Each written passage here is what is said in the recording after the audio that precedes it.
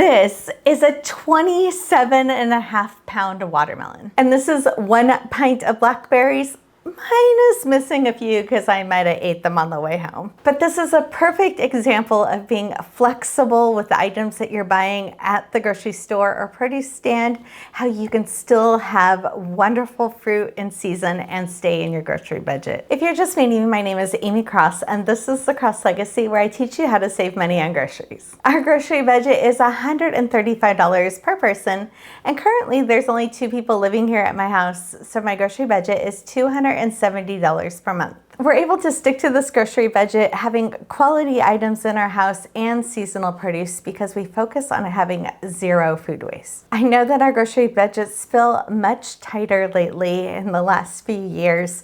We have changed our family size from having our own kids at home, foster kids in our house, and even our grandma living with us. So we know what it's like to have a big family and a small family and trying to stick to a grocery budget. But even when things are tight, giving up fresh produce is just not an option for our house. We just make sure that we are making wise choices when we're at the store, and then when we bring things home, we are washing and storing them properly so they will last until we get to eat them. I actually had a TED Talk because of this whole subject. The average family is throwing away over 40% of the food that they're buying. So we're able to keep items fresh here at our house and enjoy them until we get to eat them. Now back to this 27-pound watermelon and this pint of blackberries.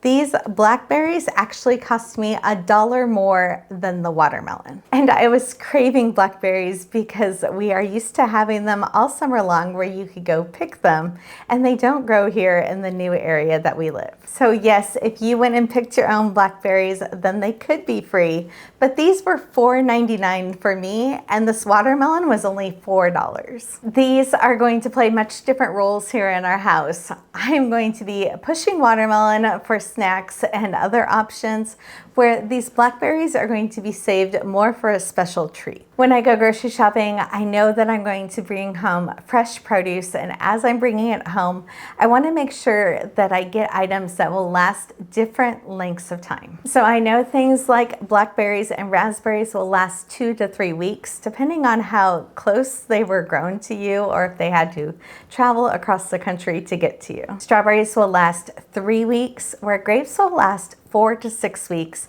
and blueberries will last the longest from 6 to 8 weeks. Knowing these different time lapse of the produce items, I'm able to get many different items at the same time and know that we'll be able to eat them up before they will go bad. And the same thing for melons.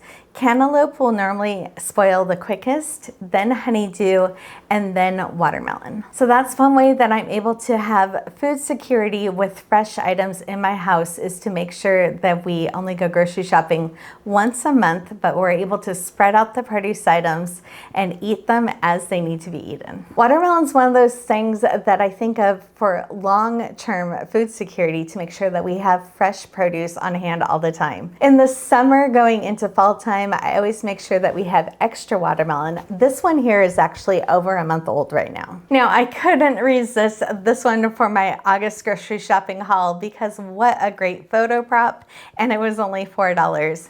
But that other watermelon I had got back in July for my July grocery haul.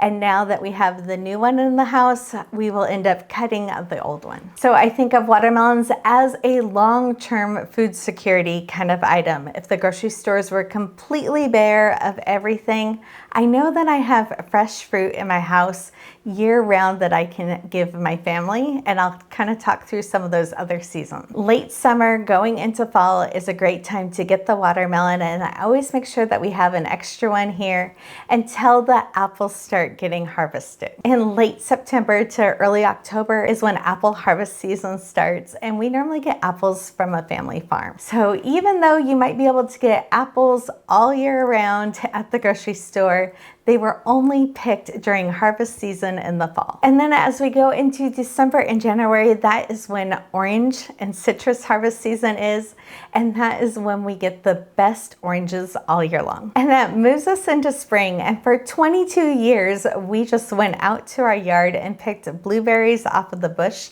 that we had in our front yard. But now we've moved into a new old house and we don't have those blueberries out in the yard, but that is definitely something that I will be adding this spring. And then that gets you right back to melon season and having melons in the house. So when you're thinking of having food security in your house, don't just think about having rice and beans.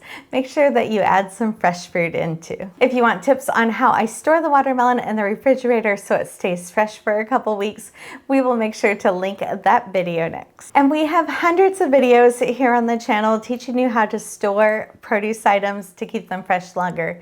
If you have a particular produce item that you're struggling with, just tell me in the comments and I will send you the link. I would love to know what great produce items you're picking up at your farm stands near you.